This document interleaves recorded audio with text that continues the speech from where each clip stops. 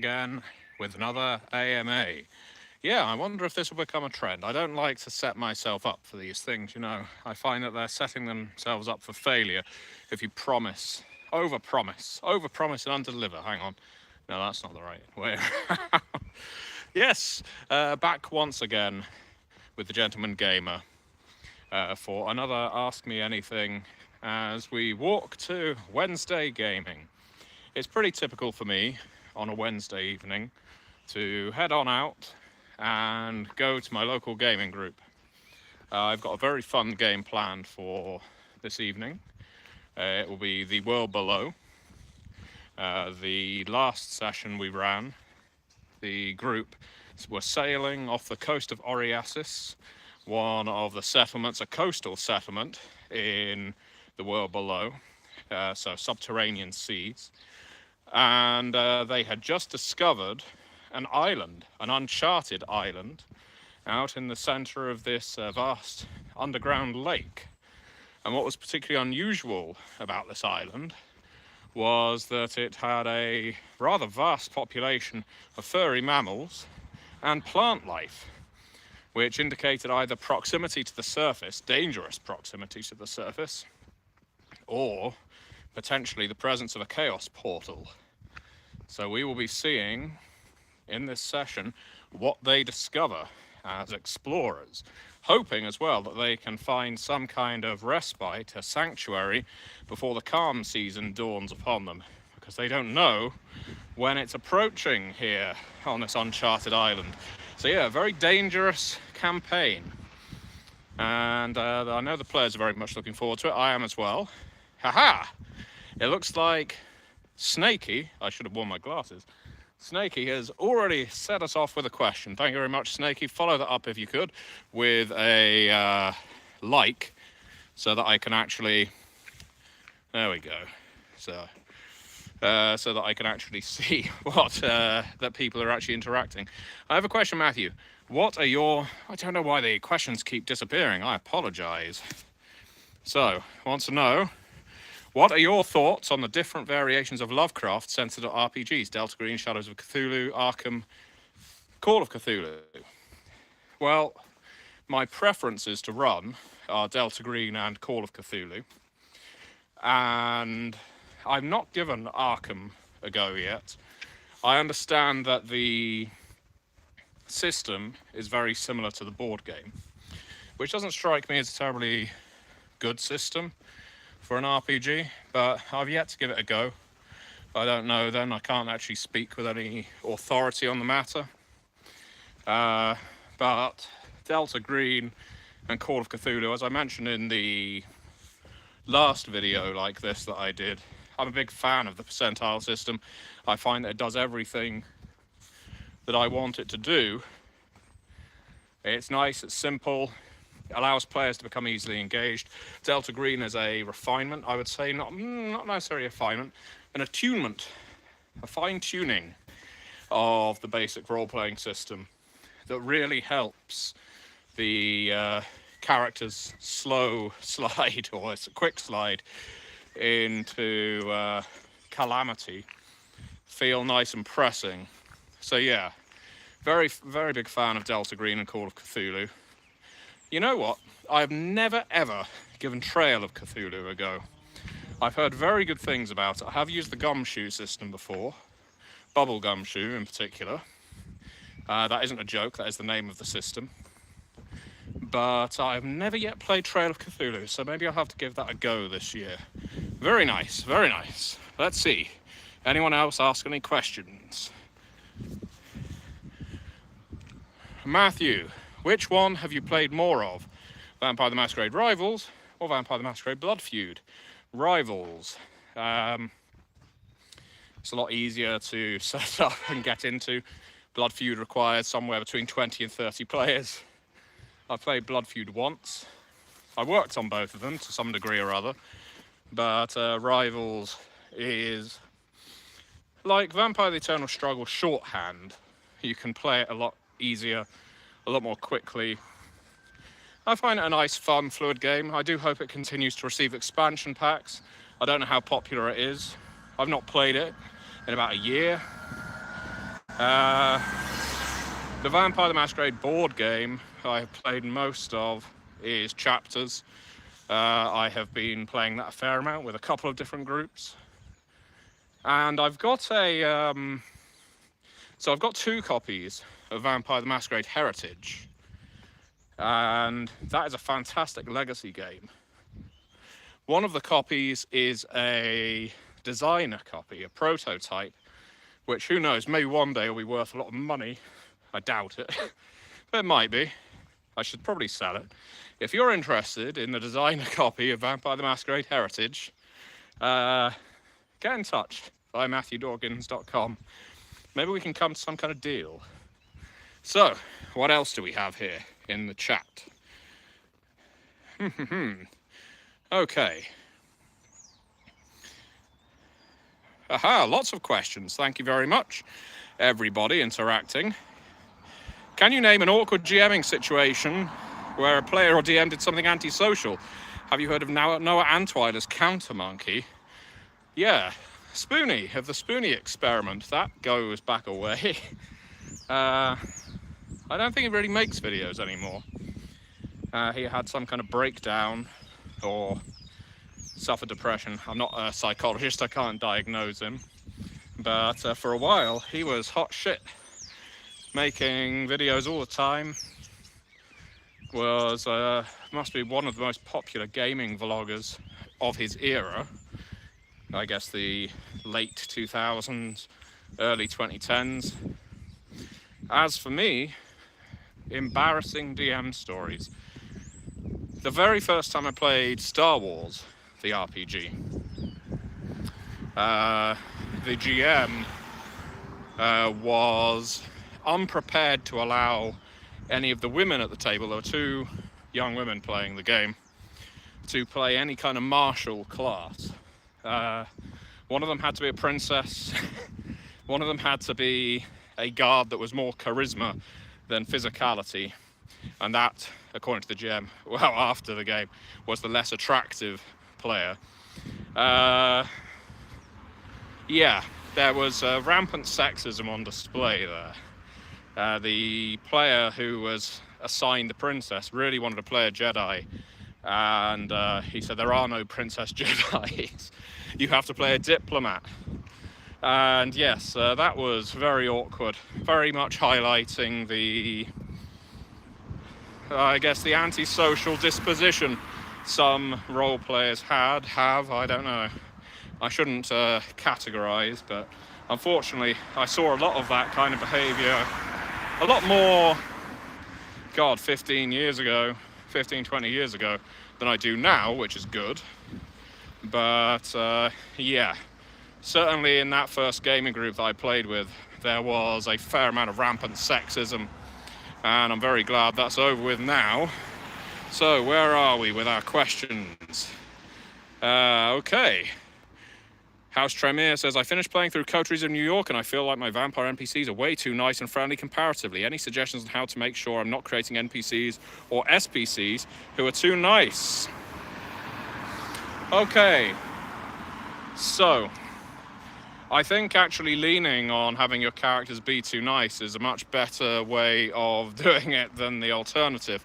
I remember when I was, well, not when I was first getting into gaming, in fact, all but a few years ago, I played with a new GM, and it was really apparent that he saw the players as adversaries, or that he felt he had to be the adversary. And so every single NPC was a bully, was talking down to us, was treating us like dirt. And it led to a really hostile atmosphere. Basically, it resulted in the point where we were getting our, mission from the prince. All of the players basically said, no, why would we do anything to save this city that is full of absolutely abominable kindred? They're all disgusting, loathsome characters. We'd rather just leave. And the storyteller got very upset with that because he'd put a lot of effort into his plot, but had made every single NPC a complete jerk. So I think you're doing the right thing, honestly, House Tremere, making your NPCs more likable, means your players are more inclined to rush in and help them, work for them, ally with them, and it makes the betrayal much more interesting when it inevitably happens, because, well, you know, you are House Tremere. You should know a thing or two about betrayal. So, where are we next? Aha. Okay. Tanya says, what do you enjoy most about being a storyteller in horror games? To turn the question around again, it's really what I don't enjoy about being a player.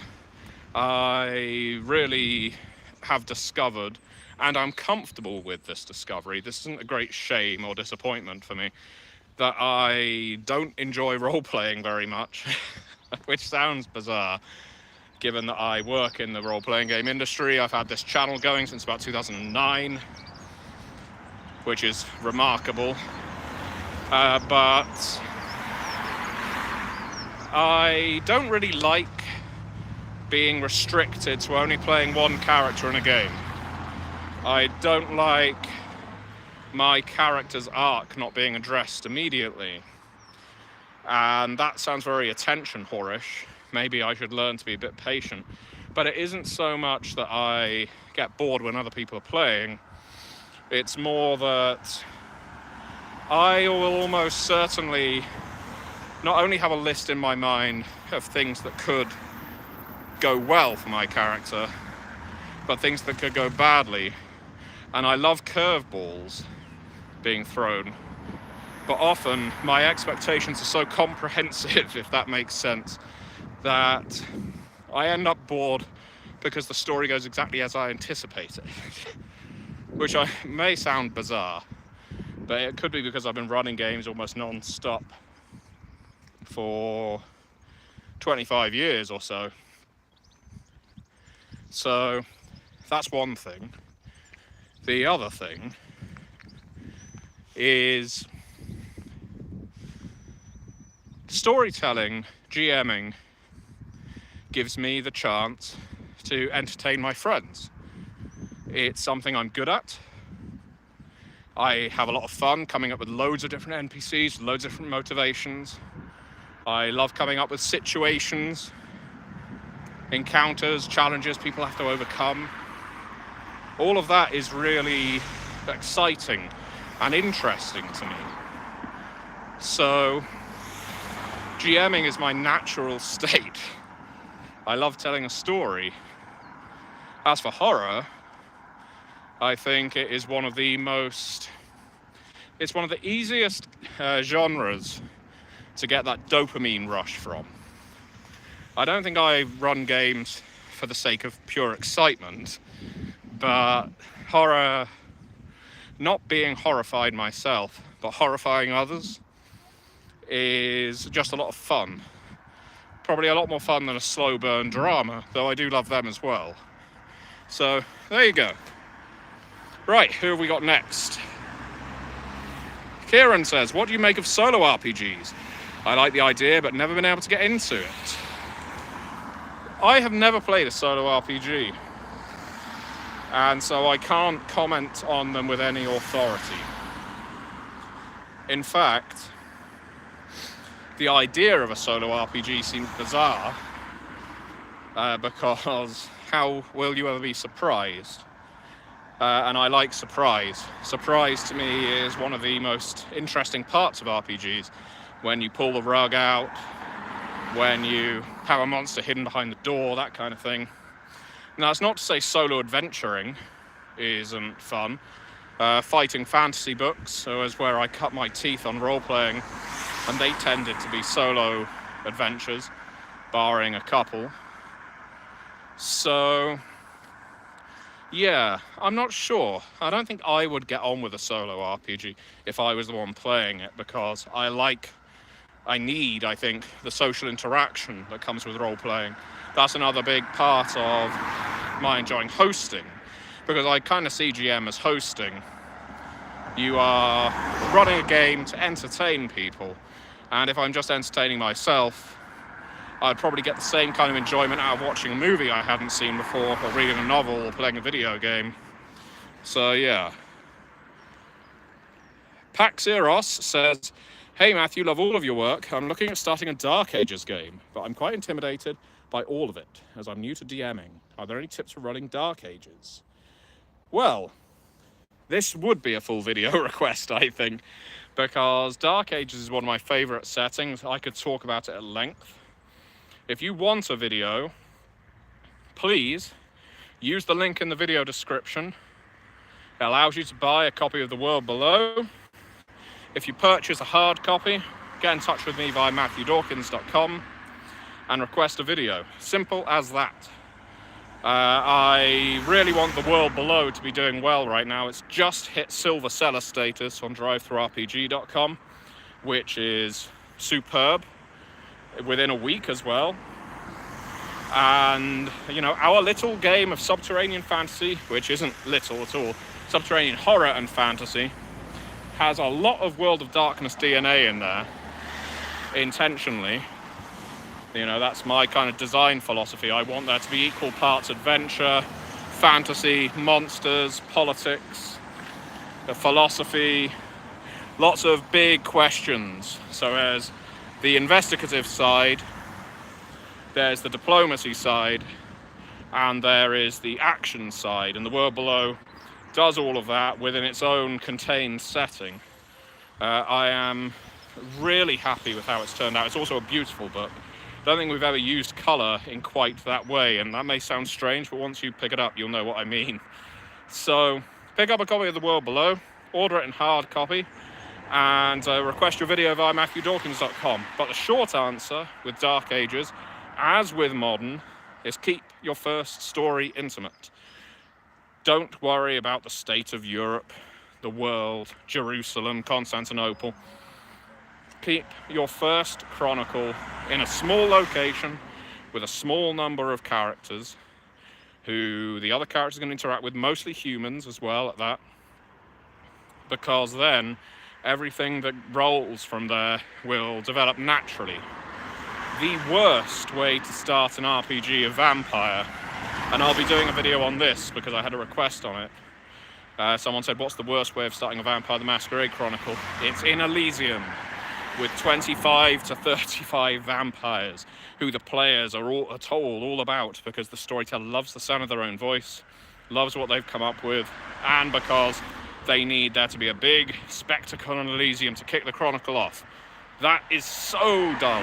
That's so overdone. And I'm sorry. I'm sure many of you have run that chronicle. I've run that chronicle. But we need to be thinking outside of that at this point, I think. So, stay tuned. Make your purchase of The World Below, and I'll make that video for you. Let's see, what else have we got here? Keegan says, what's an RPG that you're really excited to see that you haven't worked on? Oh, good question. An RPG I'm excited to see that I haven't worked on. You know, this one will be maybe a little controversial. I really want to see what Paradox do with Mage 5th edition. I don't have any expectations. What I'm interested in seeing is how they put a game as complex thematically as Mage together for 5th edition, when the intention with Vampire and Werewolf is to simplify. You know, do you strip out half the traditions? Do you remove Paradox? Do you get rid of the technocracy? Do you have a Paradox die in every single dice pool, and do the number of Paradox dice increase the more vulgar your magic? What are they going to do with the meta plot if they address it at all? What are they going to do with the crafts and alliance, disparate alliance? Probably nothing. They probably won't address them. But I'm really interested to see how Mage the Ascension 5th edition comes out, and that is a game I have nothing to do with. So I believe it is being worked on by Paradox. Pretty certain it is, but yeah, no idea what it contains. So, do you still keep in touch with Nate or Bob from the old 25 Years podcast? 25 Years of Vampire the Masquerade. I know Nate pretty much broke away, but I think Bob still runs it. Have you kept in touch in any way? Nope. No, like ships in the night. Many of us media creators just stop talking with each other, not because I dislike either of them, but because work pulls us in different directions. DJ Kehoe, Master Kehoe, says, how did the Curseborn Initiative spotlighting system come about? I don't really like and probably won't use it when I run my Curseborn game. Well, that's fine. The idea behind it, I think, was introduced in, let's think, there's another one of the story path games that uses it, and I can't recall which, and it was ported into SPU for all SPU games. The idea behind Spotlight Initiative is that you can play your game more tactically if you want to.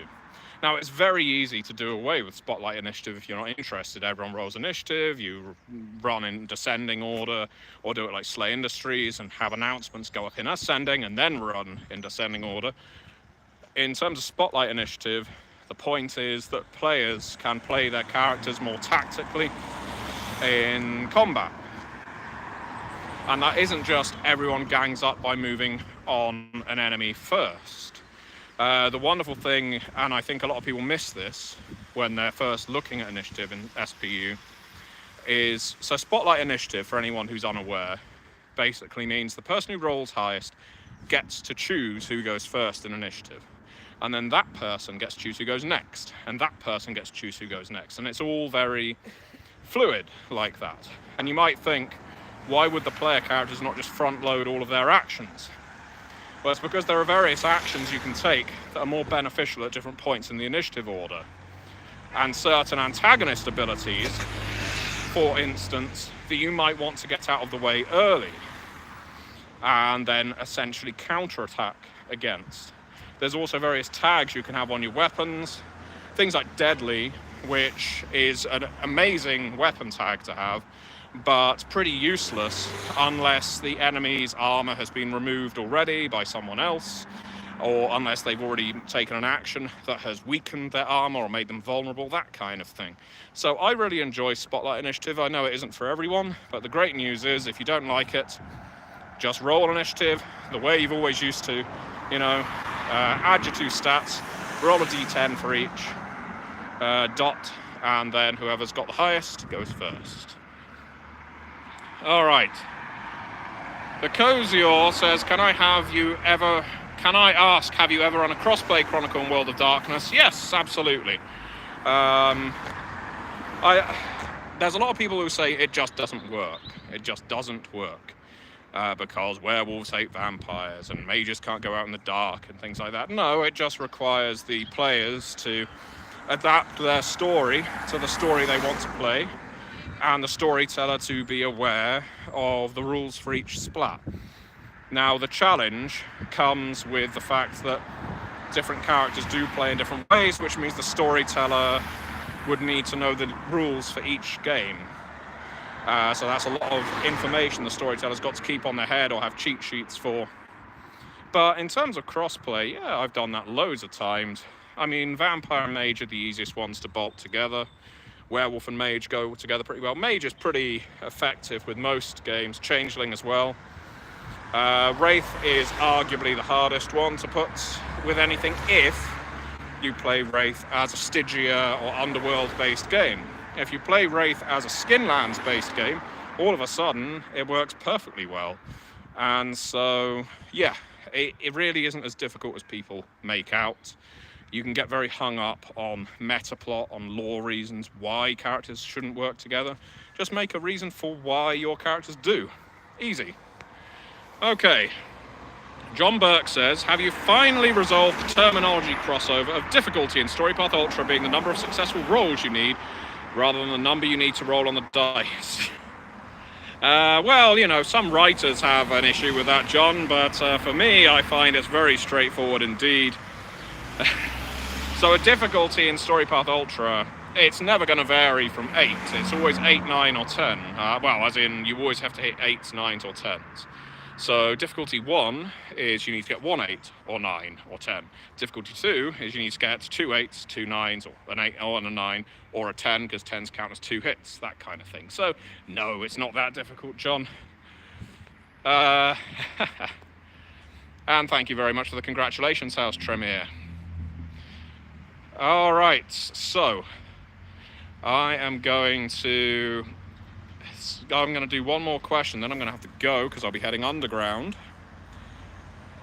And yes, Kira and Paradox are doing something in Mage 5th edition as far as I know. Martin says, I can do 2 of these questions.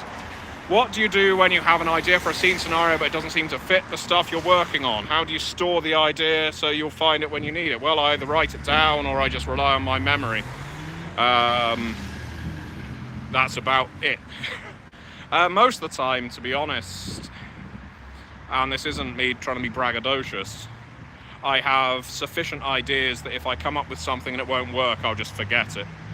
And maybe that there have been times when I felt sad about that I forgot an idea, but usually if I forgot an idea, I won't remember that I forgot it, if that makes sense. But yeah, writing them down on a notepad works perfectly well. And the final question, Rapture Music and Gaming says, do you use VTTs? And if so, which one do you prefer? I do not use VTTs. I always find that they slow gaming down. There are some people who really enjoy using virtual tabletops for their gaming. They find that it is the best way to run a game. I find that as soon as you incorporate virtual tabletops, for me, so as soon as I do, it slows the game right down and becomes more about moving miniatures, basically, and I don't like that kind of gameplay. So, with all that said, I will be heading off. Thank you very much for watching, and do pick up a copy of The World Below if you want to request a video of your choice. See you next time.